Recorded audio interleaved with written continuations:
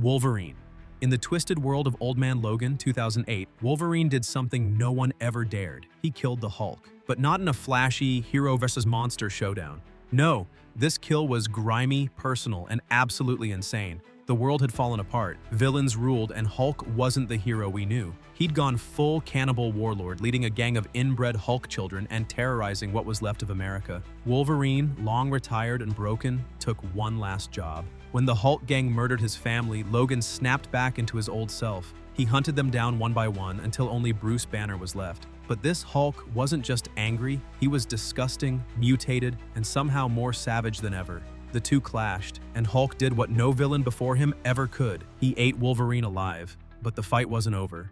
Wolverine's healing factor kicked in inside Hulk's gut. Regenerating from within, Wolverine tore Hulk apart from the inside out, literally bursting through his chest. That was it. One of the goriest, most brutal finishes in Marvel history. No tricks, no gadgets, no nukes, just raw survival and payback. Hulk lost to the one guy who doesn't flinch, doesn't bluff, and doesn't die easy. And yeah, Logan made sure it hurt. The Sentry. When Hulk returned to Earth after being exiled to space, he didn't come quietly. He came back angrier than ever, ready to tear everything down in World War Hulk. No army could stop him. Not the Avengers, not the X-Men, not the Fantastic Four. Cities crumbled. Heroes fell. And right when Hulk stood on top of the world, one man answered the call. The Sentry. Now, Robert Reynolds isn't your average powerhouse. He's Marvel's nuclear option. The power of 1,000,000 exploding suns, bottled inside a man battling schizophrenia and a violent split personality called the Void. That's who faced Hulk in the final chapter of the war. And it was terrifying. The two unleashed everything. No talking, no hesitation, just fists, energy blasts, and destruction on a scale the Marvel Universe hadn't seen in years. Buildings were vaporized, the sky lit up. Even Hulk's most dangerous form, World Breaker Hulk, couldn't overpower Sentry outright. But Sentry had limits too. His mind was cracking, and as the fight dragged on, his energy burned out. The unthinkable happened. Both fighters pushed each other to the absolute edge, until they reverted back into Bruce Banner and Robert Reynolds. Two broken men lying in rubble, their powers gone. No one won, no one needed to. The world saw it. Hulk could be matched. Not with magic, not with weapons, with raw power. Sentry didn't defeat Hulk in the traditional sense. He contained him. He drained him. He exposed the limits of even Hulk's infinite rage. What made their clash even more haunting was the aftermath. Bruce didn't get up and roar. He collapsed in silence. For someone who thrives on anger and momentum, being pushed so far that his rage literally burned out was unprecedented.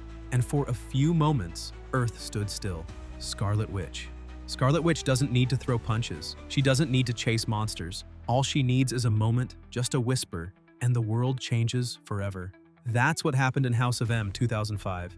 3 words: no more mutants. In a single instant, over 90% of the mutant population lost their powers. Reality didn't crack, it shattered. Now think about that power aimed at someone like Hulk. Wanda Maximoff is a reality-warping Nexus being. She doesn't bend the rules of nature, she rewrites them. Time, space, life, death, none of it holds steady when Wanda loses control. While she's never erased Hulk directly, she's undone the laws of existence, resurrected the dead, and rewritten entire timelines during complete mental breakdowns. And if you've read Avengers Disassembled, you know she's done all of that while teetering on the edge of collapse. Her power isn't about strength, it's about erasure. Hulk can tank nuclear blasts, survive planet-busting blows, and even fight through cosmic annihilation.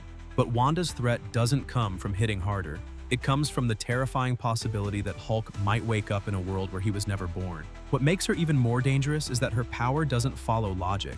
It's not scientific, it's emotional. Chaos magic is tied to her feelings: grief, rage, fear. The more unstable she becomes, the more unstoppable she gets. Hulk is used to fighting anger. What he can't fight is heartbreak made into reality. Even Doctor Strange, the Sorcerer Supreme, has said her power defies his control. The Avengers didn't try to overpower her. They had to reset reality just to contain her collapse. That's not a villain. That's an existential threat. There's a reason writers treat Wanda like a walking endgame scenario. She doesn't plan her attacks. She feels them. One emotional spike, and everything changes. No warning, no buildup, just silence. Then the world is different. Doctor Doom.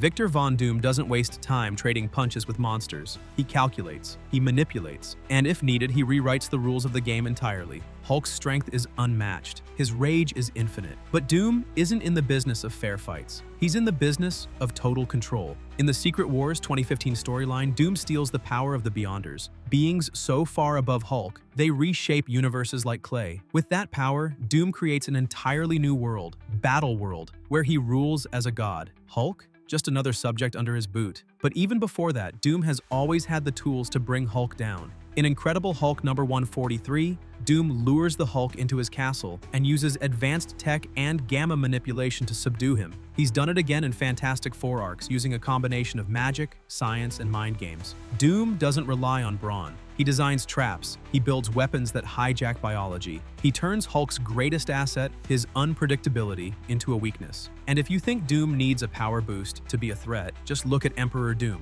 1987. He took over Earth using sheer willpower and tech-enhanced persuasion. He doesn't just aim to defeat people like Hulk, he aims to own them. In Doom's eyes, Hulk isn't a threat to neutralize. He's raw power waiting to be redirected, a weapon to hijack, reshape, or turn loose when the time is right. His real weapon is preparation. While Hulk crashes through obstacles, Doom studies patterns, exploits energy signatures, and always has a plan B, C, and D. He's held his own against Celestials, Mephisto, and the Beyonder. Hulk is powerful, but Doom is inevitable when he sets his sights. And in the rare cases Hulk fights back, Doom finds a new method. He adapts faster than Hulk gets angry. Thor. You see, Hulk has smashed through armies, tanks, and gods, but there's one figure who's never backed down, never blinked, and never needed backup. Thor, the god of thunder. While most heroes tread lightly around Hulk, Thor charges in head-on, hammer-raised, storm-raging. Their clashes are legendary. From the mighty Thor number 385, where they brawled non-stop in a desert wasteland, to Avengers Disassembled, where Thor was one of the last heroes standing after Hulk tore through everyone else. Their fights aren't skirmishes, they're seismic events. Every hit changes the landscape. There's a long-running respect between them, one built on knowing the other might be the only equal they'll ever face. Thor doesn't come to defeat Hulk, he comes to contain him. Because deep down, Thor understands something most heroes don't. You don't win against Hulk, you survive him. But there's one version that pushed the limits, the What If World War Hulk one-shot. In this alternate storyline, Hulk returned from Sakaar angrier than ever, and Thor was the only one left to stop him. No holding back, no polite team-up, just hammer against fists, thunder against fury. Thor summoned the full power of the storm and brought Hulk down with a final god blast that shook the heavens. Hulk's body gave out before his rage could catch up. Even outside of that story, Thor has proven one thing: he can keep pace. Mjolnir isn't just a hammer. It channels cosmic energy, opens portals, and shatters mountains. Hulk might outlast most foes, but Thor never runs out of ways to fight. In Fear itself, a possessed Hulk wielding a magical hammer became Null, the Breaker of Worlds. Thor still stepped up. Even then, against a Hulk fused with pure chaos magic, Thor held the line, suffering grave injuries but delivering blows that made even Null stumble. He doesn't need to overpower Hulk. He can outlast him. He's lived for thousands of years, fought giants, demons, and dragons. He's not afraid to go all the way if it means saving the realm. Thanos.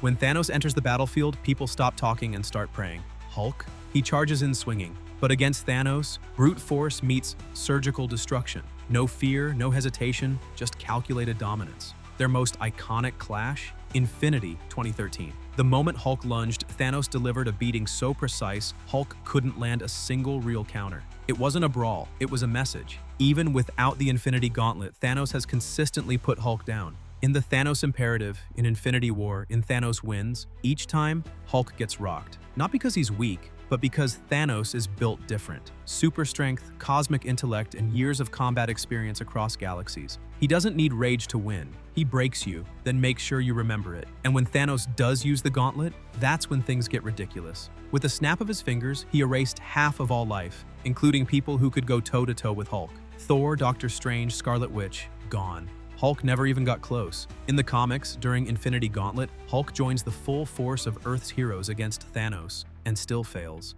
Thanos takes them apart piece by piece, barely flinching. Even the MCU gave a glimpse of this domination in Avengers Infinity War, where Hulk charges Thanos early in the film, only to be dismantled with ruthless efficiency. The blow wasn't just physical. After that fight, Hulk literally refused to come out again. That's how deep Thanos got into his head. But what really makes him terrifying? His mindset. Thanos studies his enemies before lifting a finger. He understands Hulk's biology, his transformation cycle, his emotional triggers, and he uses them. In some stories, he's even created clones of Hulk to weaponize his power for himself. Thanos doesn't overpower Hulk by matching his strength. He dismantles him by staying 2 steps ahead. When Hulk goes louder, Thanos goes deeper. This isn't about whose fists hit harder. It's about control, and Thanos has it in every timeline where they meet. The Beyonder. Well, he doesn't fight. He decides. He doesn't punch. He deletes. In Secret Wars 1984, the Beyonder emerged as a cosmic entity with powers beyond comprehension, ripping entire heroes and villains from Earth and dropping them onto a custom-built planet just to watch what would happen. Hulk was one of them, and he was nothing more than a toy. This wasn't a villain with ambition. The Beyonder wasn't seeking revenge or conquest. He was curious. That made him unstoppable. He could reshape matter, time, life, and death with a passing thought. Galactus? Shrunk like a bug. Death itself? Removed from existence. Hulk may be unstoppable on Earth, but in Beyonder's eyes, he was just part of the scenery. In the original Secret Wars, Hulk does get his moments. He lifts a mountain range, smashes through alien armies, and shows off strength that impresses even Thor and Thing. But those feats were meaningless in the grand scheme. The Beyonder allowed those moments to happen, like a child watching ants build a hill before kicking it over. Hulk wasn't the main character. He was a chess piece on a board that the Beyonder could flip whenever boredom struck. For once, smashing harder didn't mean anything. His power didn't matter. It was survival on borrowed time. In Secret Wars 2, the power gap gets even wider. The Beyonder comes to Earth and starts warping reality on a global scale, turning buildings into gold, giving people powers, then taking them back. Hulk doesn't even show up in the fight because there's no fight to have. You can't punch a concept. You can't smash something that thinks across dimensions. What makes Beyonder terrifying, though, isn't just his scale. It's the lack of resistance. If he wanted Hulk erased, mind, body, and soul, it would happen instantly. No battle, no struggle, no last stand. In Marvel's hierarchy of power, Beyonder sits near the top, and Hulk, no matter how angry he gets, can't rage his way out of non-existence. Red Hulk. When the military couldn't stop Hulk with tanks, nukes, or tranquilizers the size of missiles, they came up with a new plan. Create a Hulk of their own, Red Hulk. A government-engineered weapon designed specifically to overpower Bruce Banner's worst nightmare. But the real twist? Red Hulk was General Thaddeus Thunderbolt Ross, the same man who had spent years chasing Hulk across the globe. The transformation didn't just give Ross raw strength. It gave him heat-based radiation, the ability to absorb energy, and the cold, calculated mindset of a military commander. Unlike Bruce, Red Hulk wasn't driven by rage. He was fueled by revenge. And in their very first clash, he delivered something no one had done in years, a clean, brutal beatdown. Red Hulk grabbed Hulk by the throat, launched him into space, and let him crash back to Earth. Then, to make a point, he beat the Watcher unconscious, a cosmic being who only observes. No one does that, but Red Hulk did. What made this fight terrifying wasn't just power, it was control. Ross didn't lose himself to fury. He fought with precision and experience, targeting Hulk's weaknesses, draining his gamma energy, and keeping the upper hand every step of the way.